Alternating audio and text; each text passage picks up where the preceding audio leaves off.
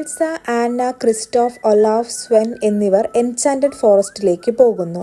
അവരെ വിളിച്ചുകൊണ്ടിരുന്ന ശബ്ദത്തിന്റെ രഹസ്യം തേടിയായിരുന്നു അവരുടെ യാത്ര. വഴിയിൽ കടന്നു പോകുമ്പോൾ പെട്ടെന്ന് ഒരു ശക്തമായ ചുഴലിക്കാറ്റ് ഉയർന്നു. അവരെല്ലാം അതിൽ കുടുങ്ങി. എൽസ കാറ്റിനെ നിയന്ത്രിക്കാൻ ശ്രമിക്കുന്നു. അവളുടെ ഐസ് ശക്തി ഉപയോഗിച്ച് കാറ്റിനെ ശമിപ്പിക്കുമ്പോൾ അതിൻ്റെ ചുറ്റുമുള്ള പൊടി മാറി ചില ഐസ് പ്രതിമകൾ പുറത്തുവരുന്നു. ഒരു റൈൻഡിയർ, കുതിര, ഒരു ചെറുപ്പക്കാരൻ, കൂടെ ഒരു യുവതി.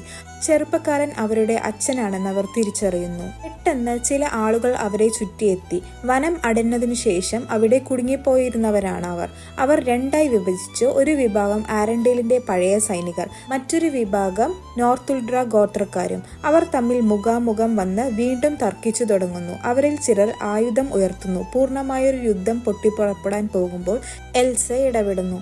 അവളുടെ ശക്തിയാൽ അവരെയെല്ലാം ശാന്തമാക്കി.